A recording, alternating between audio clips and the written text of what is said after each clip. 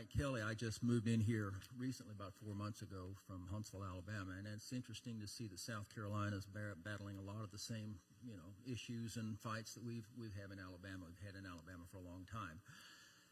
One thing I wanted to ask about was the CRT bill. It's disappointing that we can't seem to get that passed, but we need to set that aside for a moment. I think Mr. Hudson mentioned the opaqueness of the Lexington County School Board. And my question is, do we know what the South Carolina Department of Education, Board of Education, whatever you all call it here, what their views are on CRT? And do we think that there possibly is a movement to get around the intent of any law to teach CRT in an underhanded way? Welcome, Mr. Kelly, and thank you for the question. So our state superintendent of education came and testified against the anti-CRT bills that we were trying to pass. So I think that tells you where the department is. Luckily, she has decided not to seek re-election. We have a number of good candidates that are running. But we also got a few bad ones. So I know Moms for Liberty and a couple other groups have been vetting them thoroughly. They've had them come and you got a debate in April here. I'm sure they'll send that information out, so make sure you get Courtney your contact info. But government bureaucrats against CRT, who would imagine, right? Our current State Superintendent of Education, like I said, came out and testified against the bill. I don't know if she actually read the bill. She also touched on somehow this would prevent the teaching of history. I still have yet to meet one person that can point out in my bill where it says you can't teach about the Civil War. But there's a reason the American Conservative Union ranks the South Carolina legislature the most liberal, Republican-controlled General Assembly in the entire nation, right? And there are actually some Democrat-controlled legislatures that rank higher than we do. So that's where we are.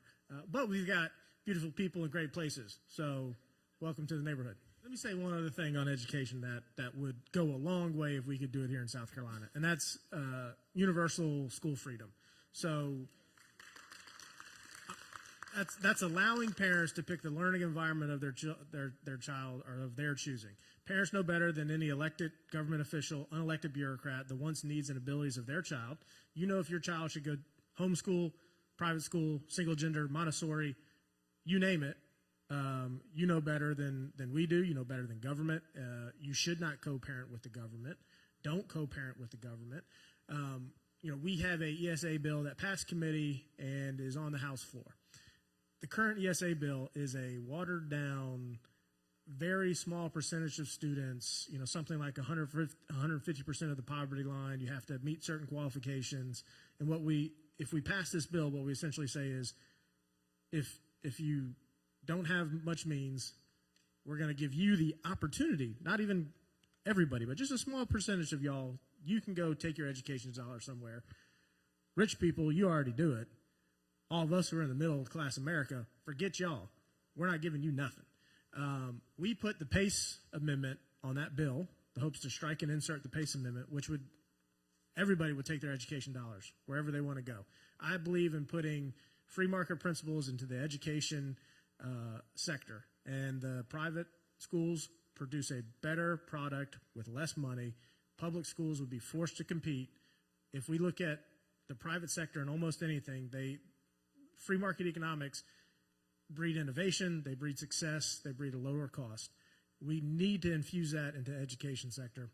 But now, because we put the PACE amendment on, they're saying, hey, that bill is not going to get heard now because that goes too far, right? Giving you the ability to dictate your child's education goes too far. But we're going to hold the line on it because if we pass what we got now, it just a show and go vote again. So I'm sorry to make you stand there.